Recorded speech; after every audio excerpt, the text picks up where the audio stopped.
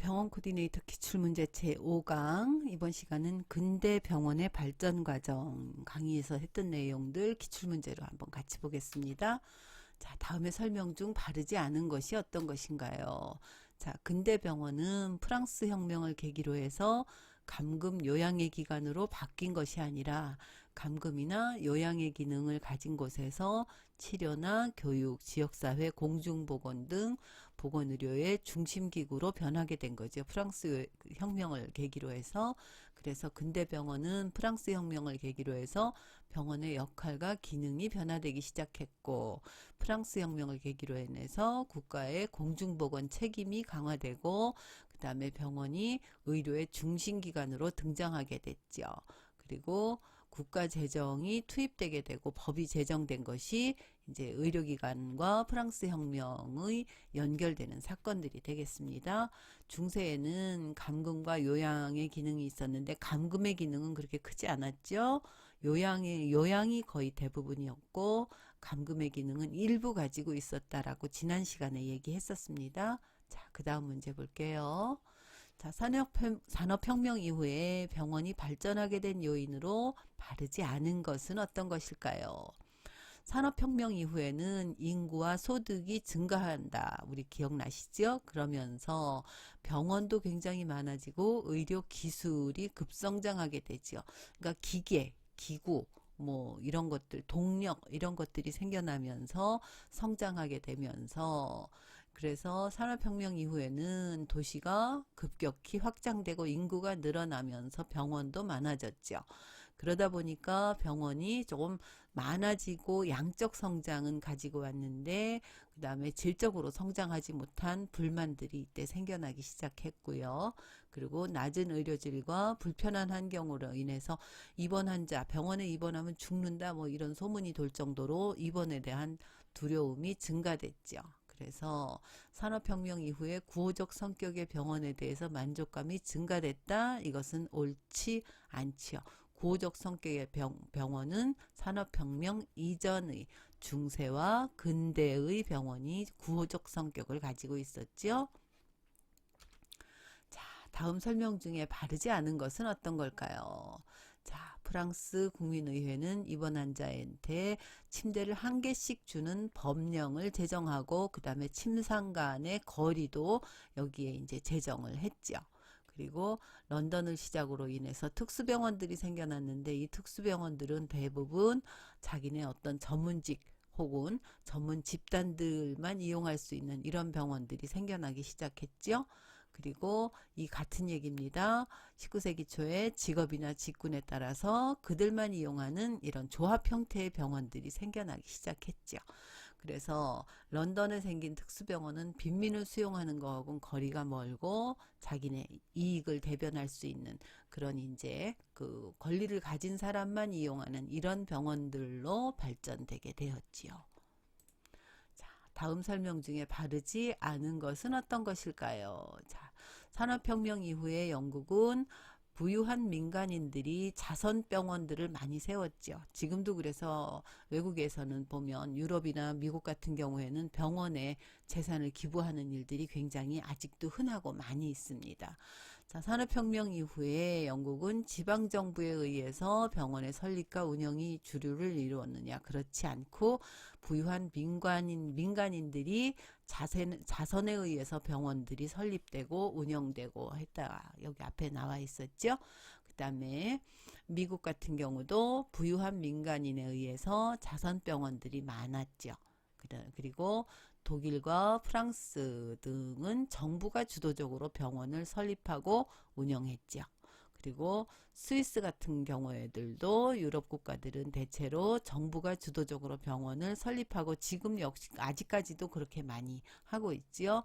독일, 프랑스, 영국 이런 데들이 지금 거의 대부분 정부가 주도해서 병원들을 설립하고 운영하고 있지요.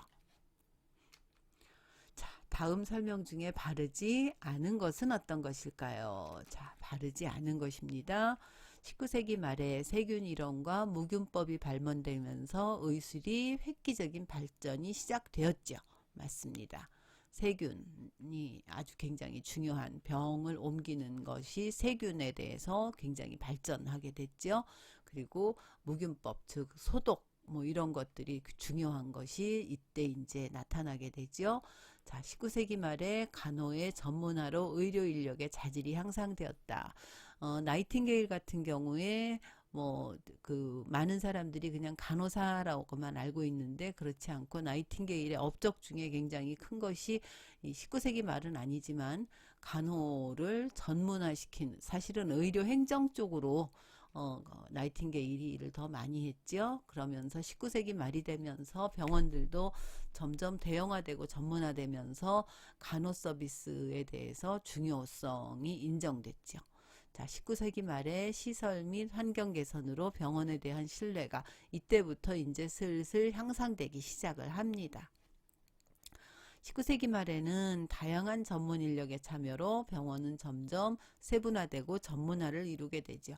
이때부터 병원이 그러니까 의술을 행하는 병원 인력, 그 다음에 행정을 하는 병원 인력, 간호를 하는 병원 인력, 의료 기사 같은 그런 특수한 직종의 병원 인력, 뭐 예를 들어 청소 같은 경우도 병원은 쓰레기 처리 이런 것들도 굉장히 중요하잖아요. 이런 것들이 이제 19세기 말부터 점점점 세분화되고 전문성을 띠게 되었죠. 19세기 말에 무균법을 발명하고 마취나 그다음에 뭐 외과학을 발전시키고 심사하는 데 그 검사하는 데 있어서 방사선 도입을 주도한 것이 나이팅게일의 업적이다. 그건 아니죠. 나이팅게일은 앞에서 이야기한 것처럼 간호 서비스를 체계화하는 데 도움을 주었고 무균법이라든지 이런 것들은 각기 다른 사람의 역할들이죠. 자, 다음 설명 중에 바르지 않은 것이 어떤 것일까요? 자, 다른 것들은 여러분이 그냥 같이 읽어보면 아실 겁니다. 19세기 초에 청진기가 발명됐다. 여러분 그림으로 다 같이 공부했습니다. 청진기를 발명하기 전에는 환자의 몸에다가 직접 귀를 대고 이렇게 그 심장 뛰는 걸 들었는데 그러지 않게끔 됐다라고 하는 거 기억나십니까? 그러면서 청진기가 발명하면서 병원에 대해서 신뢰가 향상됐고 그리고 청진기가 발명됨으로 인해서 환자가 굳이 얘기하지 않아도 환자한테만 의존하는 것이 아니라 이제 환자의 심장 소리를 듣는다든지 하는 것으로 진단을 할 수 있게 됐죠. 자, 청진기 발명으로 인해서 의사와 환자 관계가 신뢰할 수 없는 상황이 된 것이 아니라 오히려 신뢰가 증가되게 되었지요. 자, 이제 마지막 문제입니다. 자, X선 검사는 1895년에 퀴리 부부에 의해서 발명되었다. 맞죠? 자, 그 다음에 X선 검사는 의료의 주관적인 오류 방지에 중요한 역할을 했다. 자, 무슨 얘기냐면 X선 검사를 통해서 이렇게, 이건 퀴리 부인이 끼고 있던 반지였죠. 이렇게 보기 전에는 그냥 이렇게 뭐 만져본다든지 두드려 본다든지 하는 것만으로 진료를 하게 되니까 오류가 굉장히 많았잖아요. X선으로 인해서 오류가 방지되게 됐죠. 그러면서 협진이라고 하는 의미가 이때부터 시작이 되게 됩니다. 자, 그 각기 다른 진료과 각기 다른 영역의 사람들이 환자 한 사람을 놓고 같이 병명을 찾아가는 과정을 우리 협진이라고 하지요. X선 검사는 과학 역사상 가장 빠른 속도로 널리 활용되었다. 맞습니다. X선을 통해서 뭐 의료뿐 아니라 무기 같은 경우까지도 굉장히 많이 발전이 되게 되었죠. X선 검사로 환자 없이도 진단이 가능해졌죠. 그렇죠? 환자를 눈에 보지 않아도 이 사진만 갖고도.